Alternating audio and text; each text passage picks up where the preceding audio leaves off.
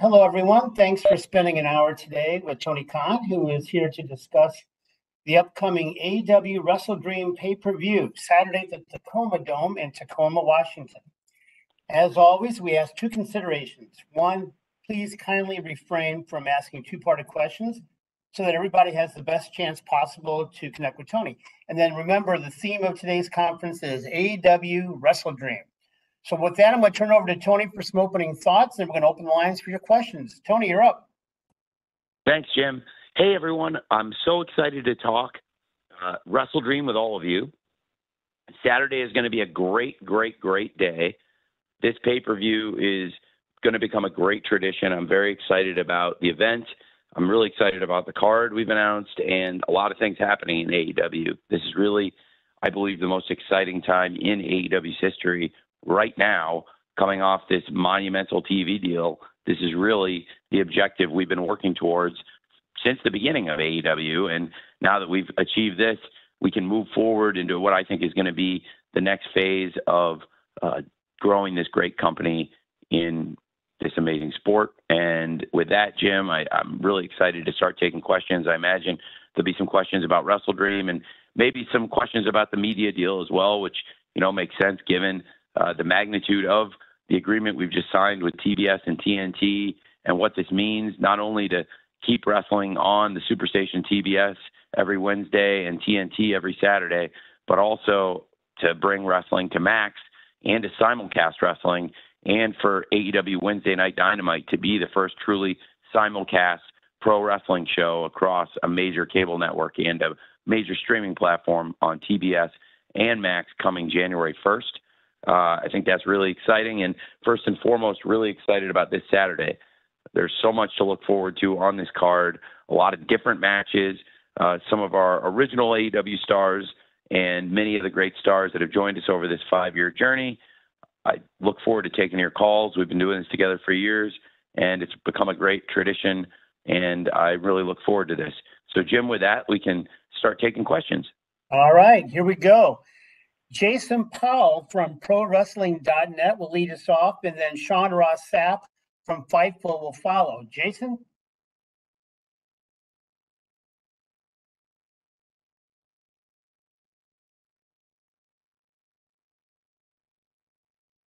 Will you give any consideration to doing a roster split? Jason, I think we missed the beginning of your question. I got the end of it. You mind asking from the beginning? Sorry, man. Yeah, no problem. Sure. The muting thing, sometimes it kind of cuts you off. You think you're on and you're not. Sure. But I said, with the television deal being finalized, you have the 2 shows and you have a lot of wrestlers and a lot of title belts. So would you consider doing a roster split? It's not a bad thought. It's an interesting thought. I definitely have considered many iterations of roster management and still working on some really interesting things in terms of the future of AEW media and the future of the roster. It's early to speculate on that, frankly, going into the new deal and what's to come, but it's a very interesting thought. And I to be honest, I have reflected on it and thought about it. Thank you, Jason. But I also, I can't, sorry, Joe, just to say, I can't give any substantive answer. Just, it's a good thought. One way or another, I have considered it, but that's all I could say. But I think it's an interesting idea. But right now, I think definitely have some very interesting things happening across the shows, Jason. But it is an interesting thought you brought up, and something I've certainly in the future would and could consider. Thank you. Thank you, Jason. Sorry, Jim. No, that's no worries at all. Sean Ross Sapp from Fightful is next, followed by Kevin Kellum from Sportskeeda Wrestling. Sean?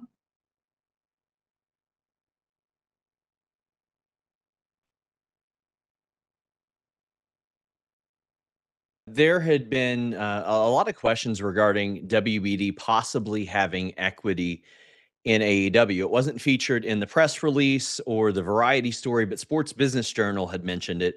When I spoke to people from WBD and AEW, they had indicated that they didn't provide that information for Sports Business Journal's story.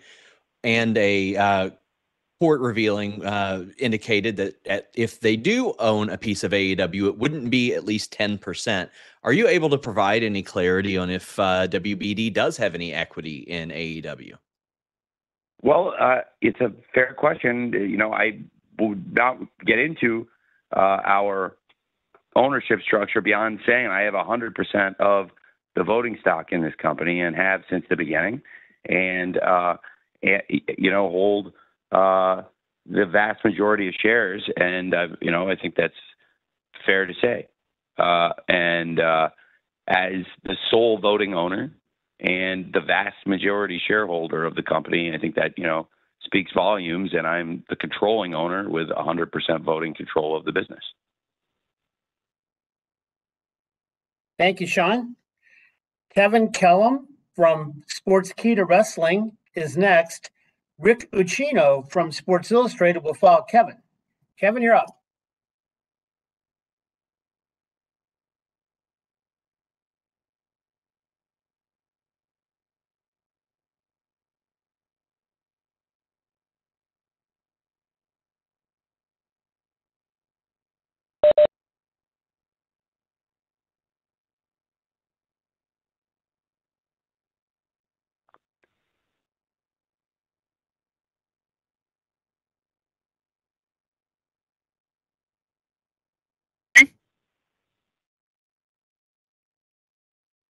Yes, I can hear you. Can you hear me? All right. Sorry for the delay there, Tony. A question about the AEW World Championship match, a big one with a lot more than just a championship involved. Bryan Danielson. Yes. Now, obviously, he has stated that he is entering kind of the ending phase of his full-time career in pro wrestling.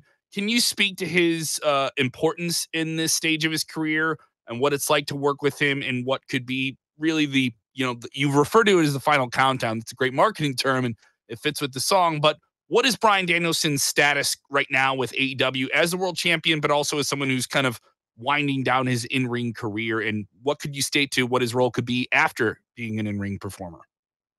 Well, I'm so glad you asked.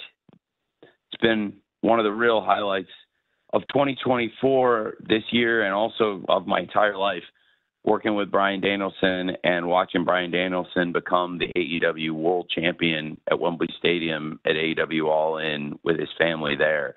It was an amazing moment and one of the great nights of my life. And I knew Bryan Danielson could be a great world champion for AEW, and now he's been a great champion. He's been fighting on Wednesday Night Dynamite, last night, even Tuesday Night Dynamite.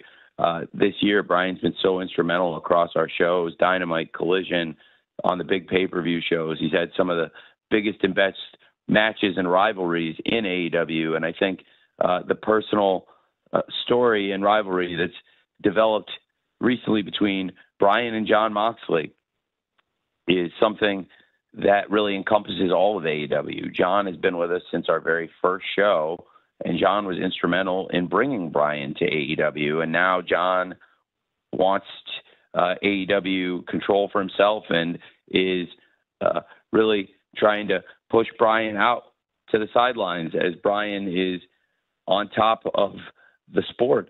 And it's amazing to me that Bryan Danielson, after all the great wrestling, after all the great moments and all the great memories, so many great matches, so many incredible rivalries, that Bryan Danielson right now, I think, is at the height of his powers.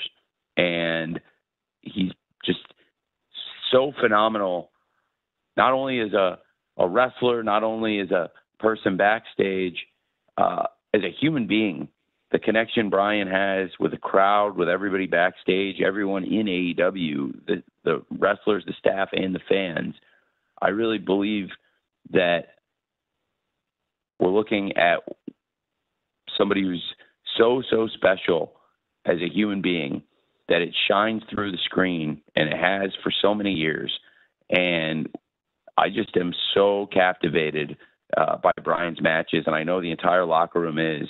And it is absolutely a monitor sellout anytime Bryan goes out there and wrestles. And I'm so excited for WrestleDream. You know, this show was inspired by the passing of the late, great Antonio Inoki. And Bryan Danielson is one of pro wrestling's greatest students. And he's a historian of pro wrestling, which is one of the reasons why we're such good friends, because we're both historians of the sport. And he's also somebody that inspires people. He inspires the locker room. He inspires the fans. Inspires the staff. And it's why he's such a great leader within this company. And I think it's very fitting that he's the AEW World Champion. I certainly don't ever want to see Bryan's full-time career end. I want Bryan to stay with us forever, and I want this run to last as long as possible. And I know a lot of other people feel that way, and that's why I think there's going to be so many people rooting for Bryan Danielson in his home state, because this conquering hero returns to Washington as the AEW World Champion. And I'm so excited for WrestleDream, and Bryan Danielson versus Jon Moxley for the World Championship is something I just cannot wait to watch. Thank you for asking, and I'm really just so excited for Saturday, and I appreciate you asking about it. Thanks. Thank you, Kevin. Rick Cucino from Sports Illustrated will be next, followed by Dominic D'Angelo from One True Sport. Rick? Hey, Tony, you got me? Hey. Hey, thanks so much. Appreciate the time as always. A lot of fans excited to see Daniel Garcia return last night on Dynamite, and to hear the announcement that he's going to be sticking around in AEW. I was wondering if you could kind of shed some light on the negotiation process there with Danny. Was there ever any concern you might be losing out on his services? And what are you hoping to see out of him now that he enters this next phase of his career? I really like Daniel Garcia, and I completely understand why he wanted to take some time before making a really important decision in his life and career.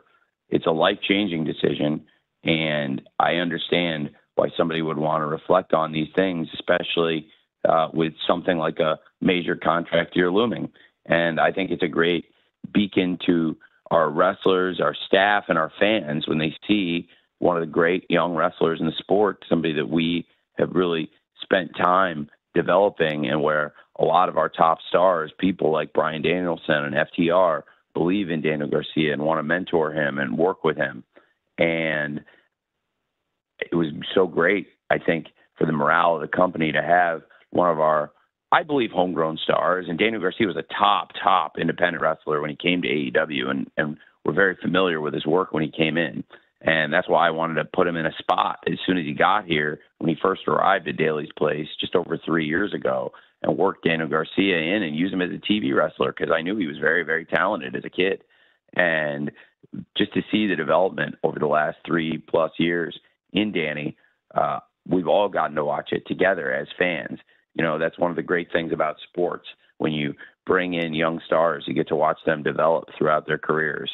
And when Danny came in, he immediately was in there in big positions on our TV shows, wrestling top stars. And I think that showed the confidence that I had in him and AEW had in Danny from the very beginning. And he's continued to grow and develop and really built the connection with the fans. And you saw that last night and throughout this year, the way the fans have continued growing and caring and believing in Danny more and more and more year after year. I think coming out of the Continental Classic, he was one of the real rising stars. He wasn't the winner of the tournament, but he also earned a lot of respect and continued getting better and better throughout the tournament.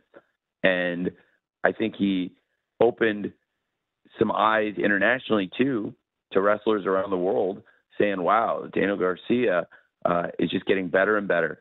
And certainly somebody like that works hard and loves AEW and wants to be here and is a positive person in the locker room and just spreads joy in the company and to the fans. That's exactly the kind of person that you want to keep in AEW. So I was so thrilled to be able to extend Danny's contract and have Danny stay in AEW for years to come. It's great news for the AEW wrestlers, the staff, for Danny himself personally and his family, and for the fans. So I think it's great. And that was one of the things I was very, very excited about this week. And and going into the future is getting Danny's contract settled. Thank you, Rick. Dominic D'Angelo from One True Sport is next, to be followed by Samantha Shipman from the Daily DDT. Dominic. Tony, can you hear me okay? Yeah, man. Hear you great. Hey, cool. Good to be here again. Wanted to commend Yeah. you quick for your Hurricane Helen relief efforts. I know that probably the word didn't want to get out about that, but Adam Copeland said something about it, so I thought that was really cool. Excited for the weekend here when it comes to everything. Wanted to get your perspective on two kind of returning talents that have shown up on television, or several of them.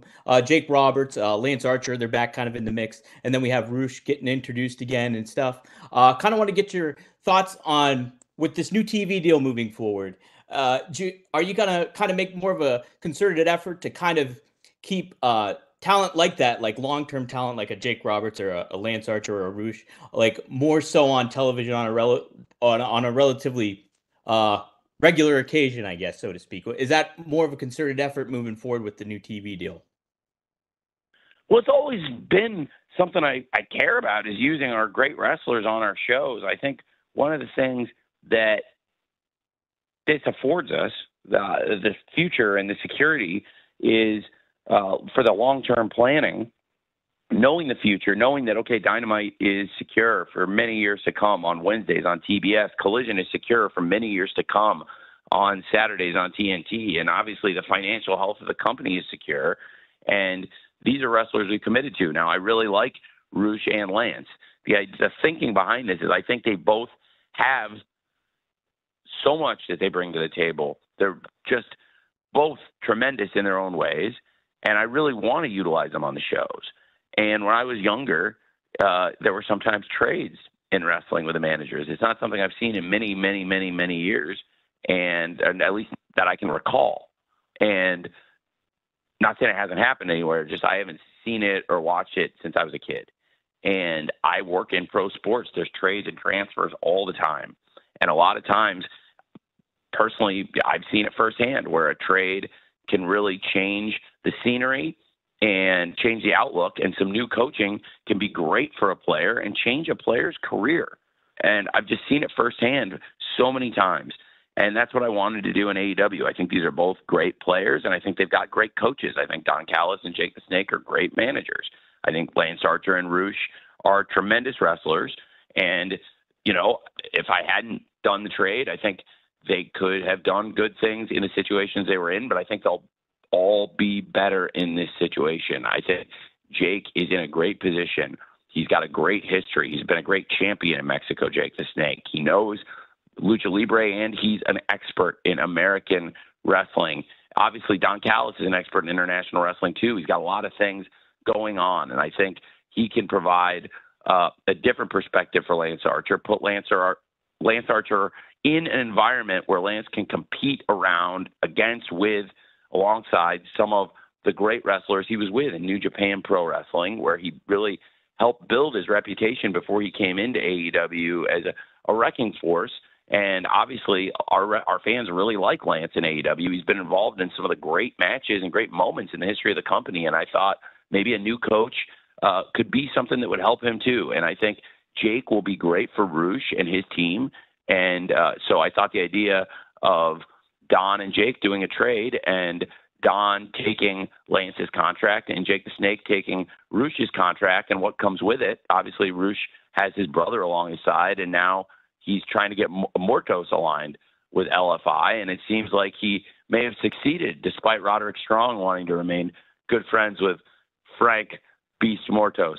And I think, there's a lot of interesting things happening in AEW right now, and I'm really very excited for the future. You asked about the TV deal, and I think the TV deal does give us security and give us a platform for long-term planning. And, this was just something also I wanted to do. I just thought it was good timing to try this change. And I think the change of coaches could be great for both wrestlers and both coaches. Thanks for asking. Thank you, Dominic. Samantha Shipman from the Daily DDT is next, followed by Andrew Baidala from Final Bell Media. Samantha. Hello, can you hear me? Yeah. Okay. Hey. Sorry about that. It just was quiet on my end. So I have a question kind of going back to the deal.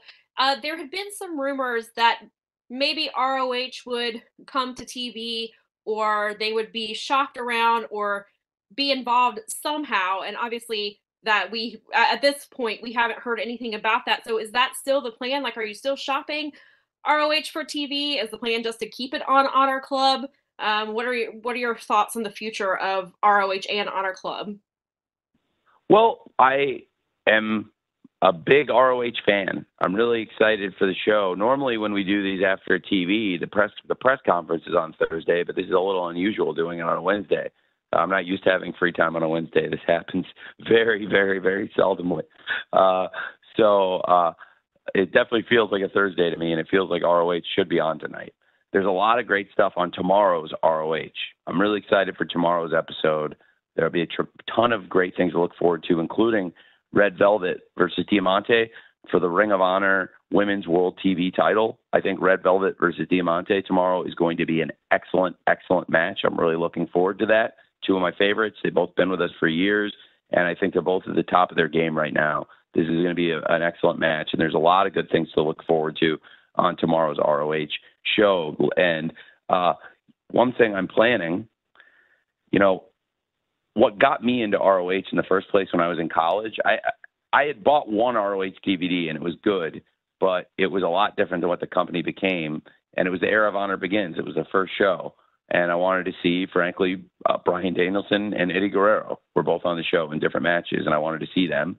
And that was the Era of Honor Begins. And then the company grew and changed, and I hadn't followed it that closely until I was in college. And in 2006, they were getting rave reviews for the shows, and I was really interested. So I bought 2 DVDs, and I sent ROH at the time a check in college for 2 DVDs, which they mailed to me, and I was thrilled. Obviously, it's a lot more efficient delivery system now with streaming video than having to wait for DVDs and tapes in the mail, which so many of us can relate to. But I bought these 2 DVDs, and one was Samoa Joe versus Kenta Kobashi. That's why I put Samoa Joe versus Kenta Kobashi on the show last week.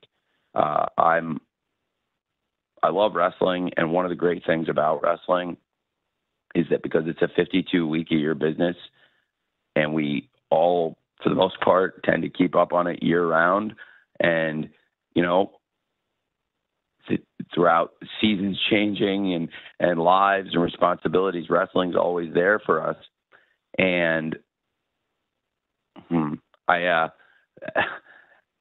it's a constantly evolving love, and I think that all of us tend to find ourselves falling back in love with wrestling several times a year.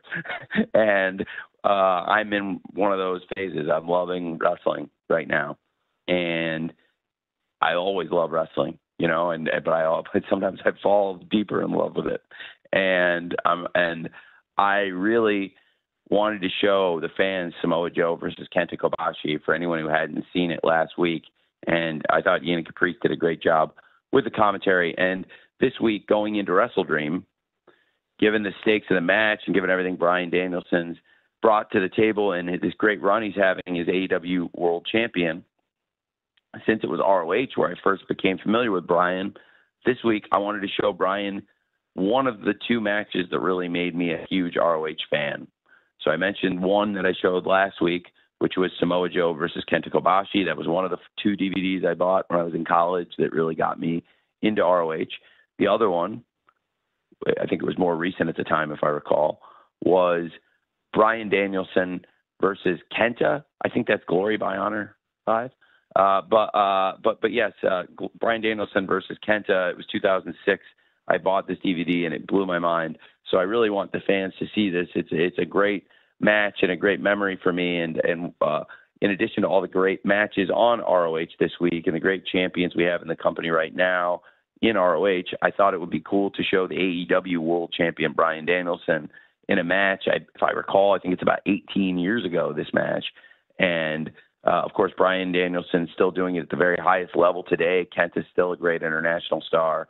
I thought this would be a great, great match to show the fans this week as we get ready for WrestleDream. It's one of my favorite matches. So there's a great history in ROH, and it's a great company. And it's not part of this TV deal as it stands, but it gives us a lot of opportunities in the marketplace.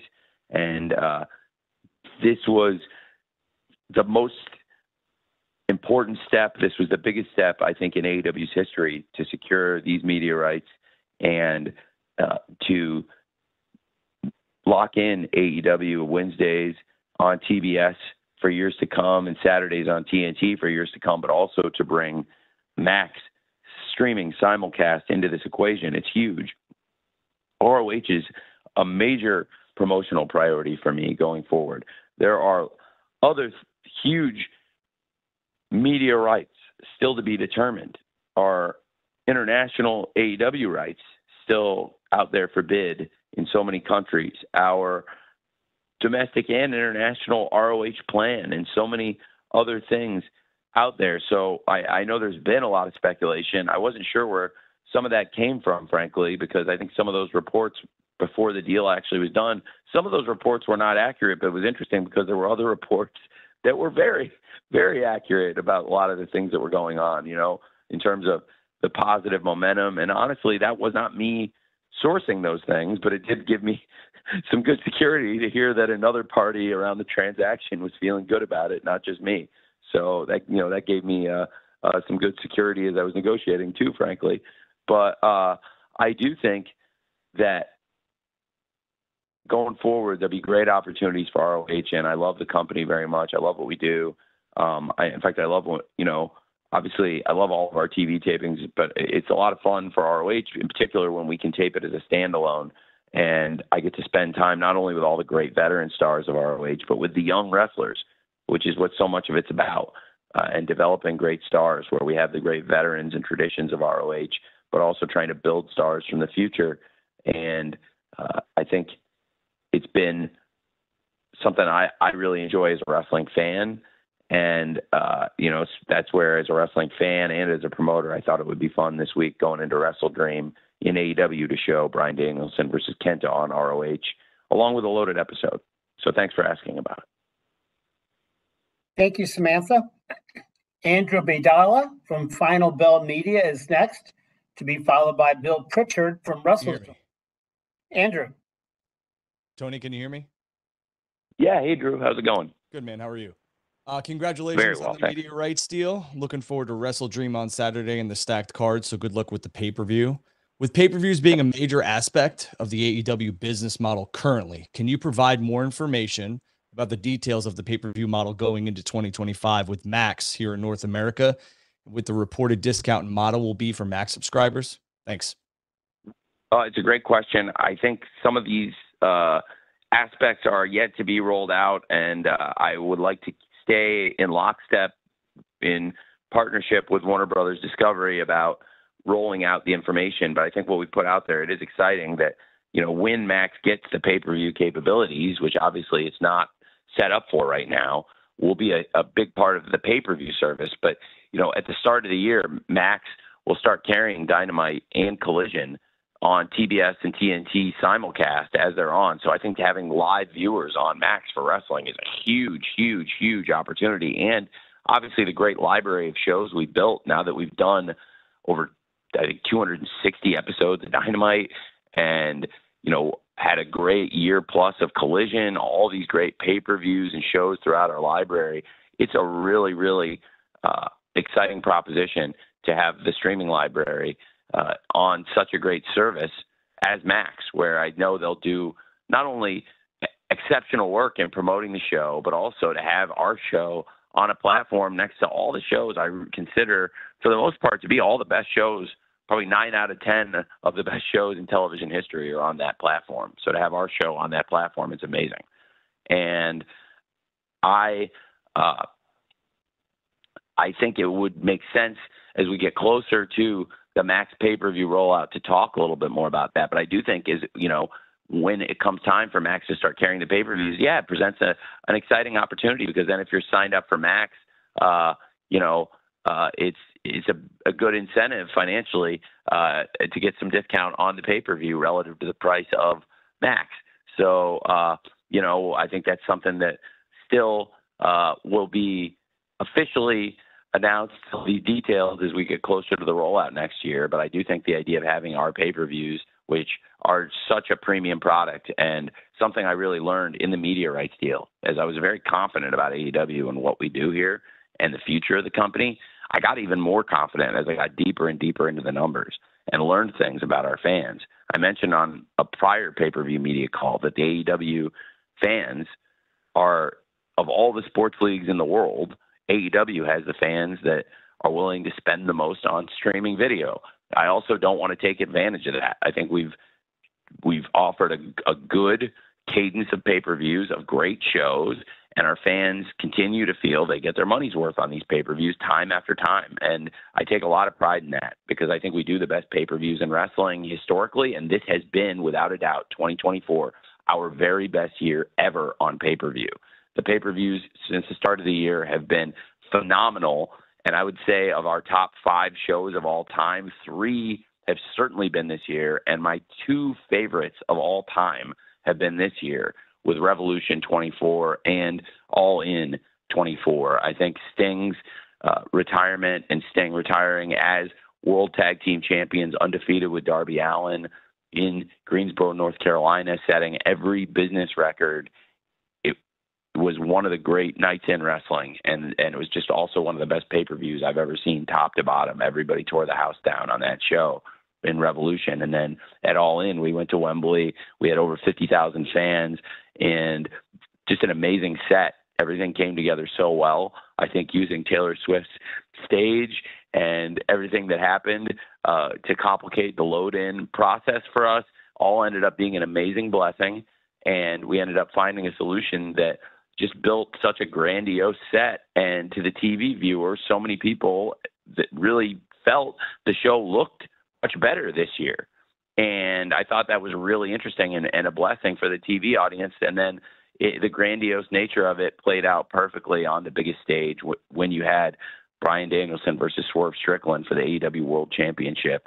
And when Bryan toppled the unbeatable Swerve, who had been on this phenomenal run as an AEW champion, and it set Bryan, who'd already accomplished everything outside AEW and could have walked away before he ever even set foot in AEW, as arguably the best ever and one of the greatest careers ever in wrestling. And he came here, and it's only further cemented this incredible legacy of Bryan Danielson.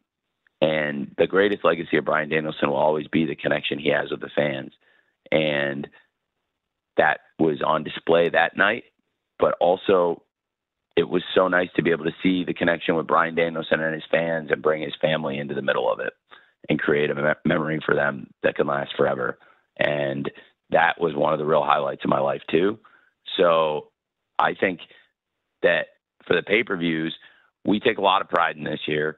And I think Max took notice of that. They also, frankly, as a business, took notice of the avidity of our fans, the very, very strong fan feedback about the quality of these events, and they really wanted to be a part of it. Obviously, it's great for the TV product to have Dynamite streaming on Max and Collision streaming on Max 52 weeks a year. But then now to add in this component and to make our pay-per-view business, I think, even stronger going forward, which has been one of the real strengths of AEW, has been as a pay-per-view business. From the very beginning of the company, we've just come in and done great business historically in terms of pay-per-views. And I'm really glad that Warner Brothers Discovery is going to be part of that business now in an even more meaningful way. It was great doing the shows on Bleacher Report, and I think it's a great sports site. It's a great platform, and there's great people there. And I have great memories of Bleacher Report, but I have to note now, this pay-per-view is not going to be on Bleacher Report, and that era is now over.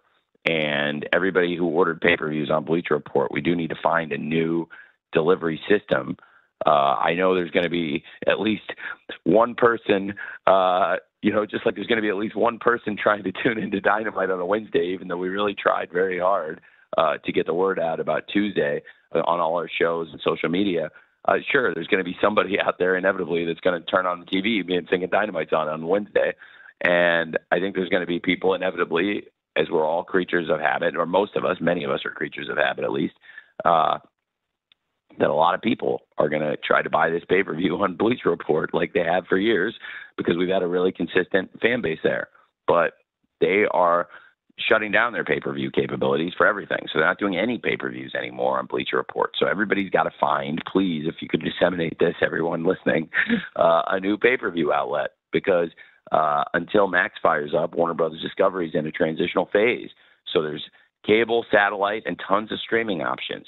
YouTube, ppv.com, Triller, Fight, and a lot of great places you can order this show. And in the meantime, but absolutely, I'm excited to be getting even more entrenched in the pay-per-view business with Warner Brothers Discovery. And as for the pricing of those things, we can reveal more of that in the future.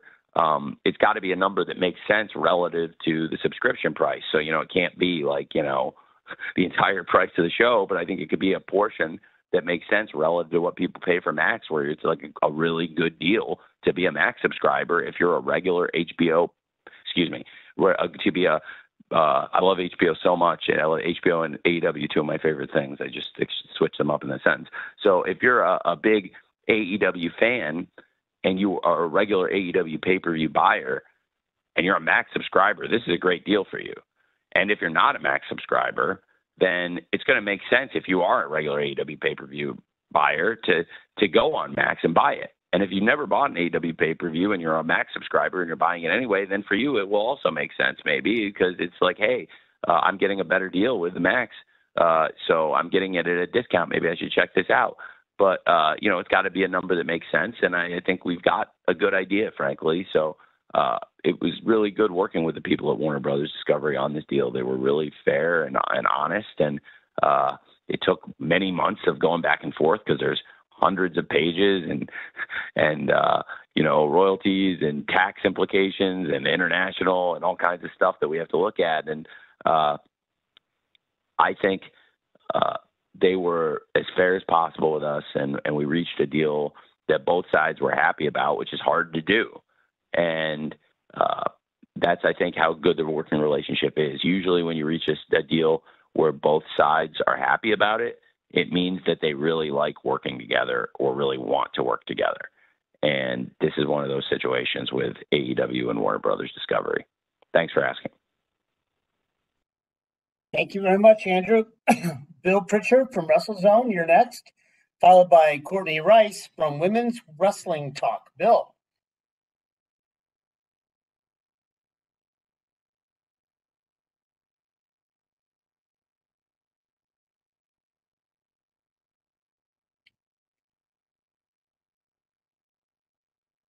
Bill?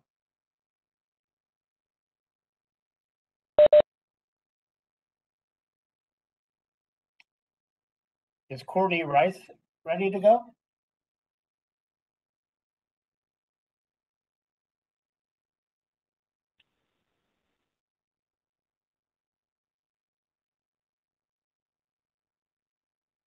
Hello? Yes. Can you hear me? We're going to go with Courtney. Yep. Okay. Hey. Hi, Tony. First off, from one fan to another, congratulations on the Jacksonville getting their first win. Congratulations on that. Thank you. And I have a quick question in regards to the upcoming women's match at WrestleDream this weekend, because I feel like 2024 has been the coming out party of women's wrestling, and how proud of you are for these ladies competing this weekend, but also throughout of 2024, and really showcasing on Dynamite, Collision, and also Ring of Honor. Absolutely. Absolutely. I totally agree. I've really been enjoying the women's wrestling in AEW and ROH this year in particular. And I think it's at a real high point. Absolutely. Did I miss it?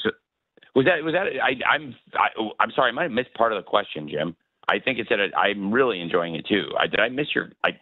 That way it sounded like a very positive compliment. Did I miss the question in there? No. Actually, it was pretty much your thoughts ahead of this upcoming women's match at WrestleDream this weekend, giving everything that's been happening. Mariah May has been doing a really good job with her reign, and we're also seeing some of the AEW originals coming in, like Willow, Britt Baker, trying to get a shot at her. Also seeing Queen Aminata shine out at All Out, and just seeing all these ladies getting an opportunity in the promised land. What has been the vocal point moving forward? Because these ladies just show up even on the main roster, and they show that they're here to stay. Well, I really enjoy working on it, and I think it's been really strong. And I think it comes down to the quality of the roster. It just keeps getting better and better across AEW and ROH too. Before I get deeper, AEW I could talk and write books and books about talking about, and I could do it with ROH too. But real quick thoughts on ROH. Like I said, I think tonight, Diamante versus Red Velvet, that's an excellent match. Both of them have showed out on ROH, big matches, big part of the ROH Women's TV title tournament. And Red Velvet is now a great world television champion. And I think this will be a great match tonight. Excuse me, I'm so used to these calls being on Thursday. It's so weird. It's weird. But not working on a Wednesday is very unusual to me, everybody. This is like a one-time-a-year thing. It's like a very strange. So, but yes, ROH tomorrow on Thursday. That's going to be a great match. And really, really enjoy working with them, and also really enjoy working with the world champion, Athena, who's one of the great pros. And I think I have a great relationship and working relationship with, and is somebody that just a great pro and one of the great champions in the sport. And in AEW, we have so much exciting stuff going on. One thing that I think really helped kickstart things at the highest level is, I think you mentioned we've got a great world champion in Mariah May. She had a great mentor in Timeless Tony Storm. I have loved working with those two. It's been over a year in the making since I reached out to Mariah when I first had the thoughts about All About Eve and Sunset Boulevard and all the things that I wanted to do. And I think it's been a great inspiration. And also I think it's really been great for both of them, for Mariah May and for a long time for Timeless Tony Storm, although it was an unhappy ending to her night at AEW All In. I know we have not seen the last of Timeless Tony Storm here in AEW, and I can't wait for her to come back. She's traveling the world right now. It's a bit of a where in the world is Tony Storm situation, and I look forward to following it and covering that in AEW. I think Timeless Tony Storm is a great part of the company, and I think Mariah May, her former protege now, is a great champion. I'm really looking forward to Mariah versus Willow. I thought it was a great match in the Owen Hart Foundation tournament, and because of what happened afterwards with Mariah and Tony Storm and the end of that friendship and what led to the Women's World Championship match at AEW All In, people might forget that, hey, these are the last two Owen Hart Foundation winners, and they were in the finals this year, and they had a great, great match in Calgary, and I'm really looking forward to this rematch. It was a little bit of a different path to WrestleDream than we had originally planned. I think Dr. Britt Baker is a huge part of the women's division, and I've really enjoyed having Britt back also. And look forward to Britt coming back. Britt was really, really sick this week, and I did not, I think that I think that Britt is a real professional, and I think she's a big star, and I really like working with Britt. And people can say anything they want, but at the end of the day, I think Britt is a great star for AEW. She's a homegrown star, and the fans connect with her.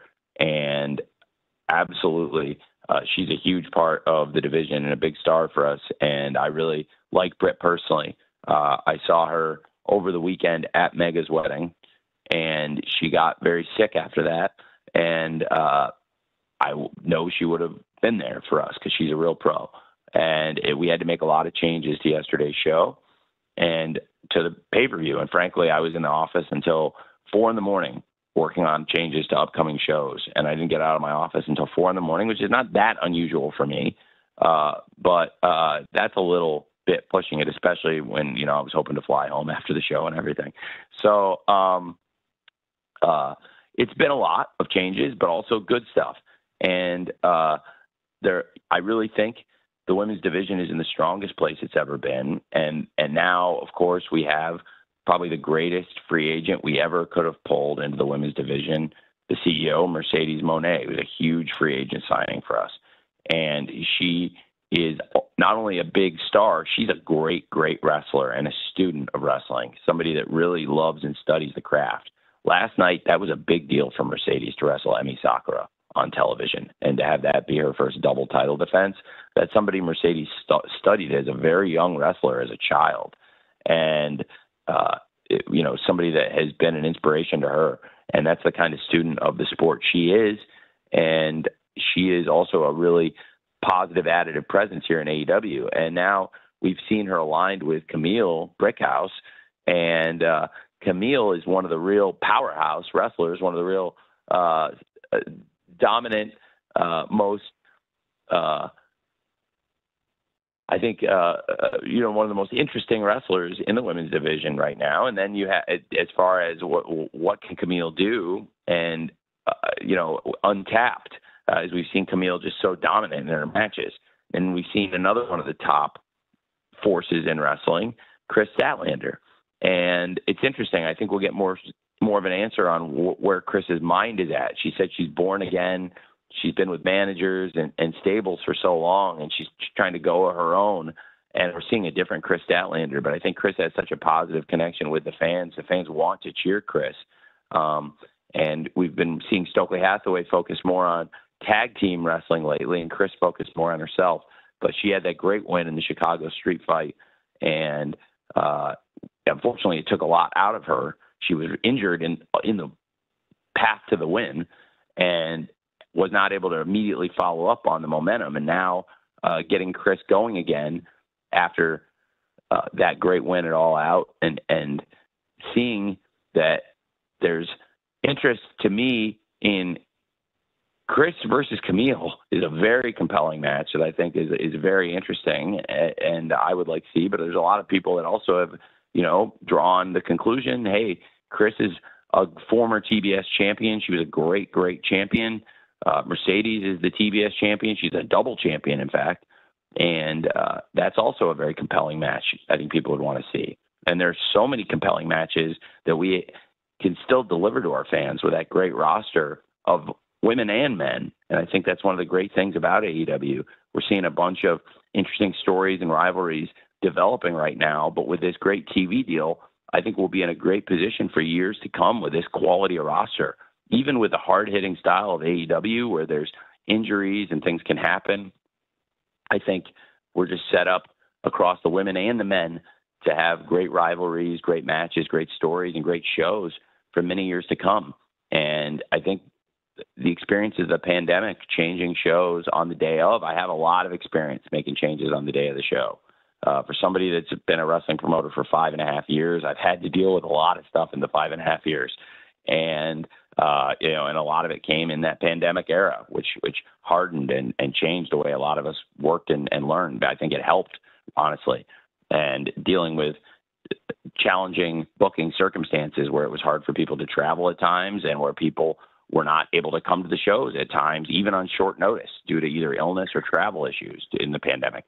And now this has been, if I may say, one of the worst tragedies in American history is what's happening with the hurricanes.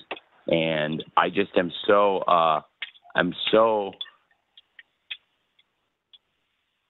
it really puts everything in perspective, doesn't it? And it was interesting to come to work knowing that a lot of my friends and a lot of coworkers and people from AEW have not been able to travel to the shows in recent weeks, either to one show here and there due to a travel issue. Does somebody have a phone unmuted, by the way? somebody mute their phone? Thank you. And because this is a really serious thing I'm talking about. Thank you. And it puts it all in perspective, doesn't it? Because what's happening in recent weeks with these hurricanes and what's happening to families and friends, it's touching all of us. It's a small world, right? And I think a lot of us, even if you're not part of this wrestling community, a lot of us know people around Asheville or know somebody who knows people around Asheville, North Carolina, and what's happened there. And Asheville's been hit so hard, but so many other great communities also hit very, very hard around the Carolinas, around Florida and East Coast, and all the great fans of AEW there. I'm thinking about you, but I'm also thinking about everybody, whether it's our wrestlers, our staff, and just people I'll never meet, I'll never know that are being affected by this, and realizing that there's a lot of people with tough circumstances. So if I spend 18, 19 hours in the office working on a wrestling show day in, day out, there are people with way worse problems than that. I'm very lucky to even be in that position to have to make changes to the show because people can't fly or there's travel issues due to the hurricane or people are sick or anything like that. It's really a blessing to be able to do this and to come to work and work in wrestling. And I just pray for all the people that are affected by these terrible tragedies, especially these terrible hurricanes right now. And, that's somebody brought up earlier on the call, I think it was Dominic, what Adam had said. I never asked Adam to say that. And I think I'll say something about Adam that he never asked for the credit on this, but I talked to Adam. I was backstage at Collision, and just like what I'm talking about, where there was, people unable to travel and there's so many crazy things happening. And I was dealing with a bit of a scramble with some of those issues. And Adam called me last week backstage at Collision, and he was with the FEMA workers, and he was working with them. He was helping them, and they were digging bodies out, and they were dealing with this terrible, terrible tragedy. And here I am, 6 cups of coffee and pulling my hair out because people's flights got canceled, and they aren't able to travel to the show. And it's like, hey, we can be creative. We can work around this. We can make solutions that'll make everybody happy, and there'll be good matches for the fans in the arena and the fans on TV. And we can still make good stories and work around it. And it was the exact same experience we had in the pandemic. So it felt like, in recent weeks, some of the changes I've been making in the office, to do I thought last night was a great, great show. And it reminded me of some of the shows in Daly's Place where everybody really pulled together. We had to go to some people and say, I know you didn't think you were wrestling today, or we had you in a completely different segment. We thought you were doing an interview, but now we need you to wrestle, or people's matches in the coming weeks also are affected by that because it's a bit of a domino effect in wrestling. It's a lot of changes, but in the end, isn't that a blessing that we're able to work in wrestling and make these changes? And, to be at work, I'm just, lucky to be there. So right now, my heart goes out to everybody affected by this stuff. And I have some friends I haven't seen that haven't been able to travel to the shows recently, but what they're doing is great. And Adam and Dax and Cash and everybody chipping in on the relief efforts. And now as the hurricane problem and as the damage and the, God forbid, the loss of life and all these things start to become a reality, it's terrible. And I think what those guys are doing and what everybody, the FEMA workers and everybody who's donating and volunteering, anything you can do, that's why we're doing it on AEW, right? I think we all have problems of our own, and I get it. And that's why, I'm not, if anybody can spare $1, 50 cents or anything, it can help, it can make a difference. And that's why we put the 800 number and the website on AEW for people to try to contribute. And, it's a big week for us. It's WrestleDream. And a lot of wrestling promoters would probably be 100% focused on selling their pay-per-view and just trying to sell the pay-per-view, especially with the stakes of the pay-per-view, because for the emotional stakes are really, really high on this show. I care about this so much, what we're doing. And yet I would be remiss not to bring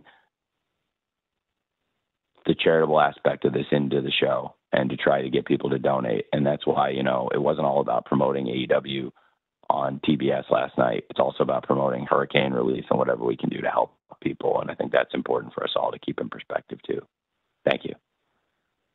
Thank you, Tony. That's all the time we have. Tony, you have any final thoughts on the show and the days ahead? Yeah. Thank you, Jim. And we'll get back to the show. Obviously, it's a huge week for us. And I am so excited for this event. I'm so excited as a wrestling promoter and as a wrestling fan. There are just different things up and down the card. No matter what you want to see in wrestling, I think we've got it for you on this show. And of course, this show, we honor the late, great Antonio Inoki. This week actually is the anniversary of his passing this past week.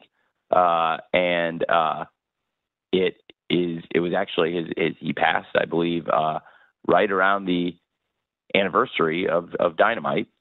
And I remember being in a hotel room when he passed a year before WrestleDream, so about 2 years ago, and thinking I would really like to do a show a year from now to commemorate him and everything he did. And it's easy to forget, and it's easy to move on and think about new things, but also the people that got us here, the people that built this sport.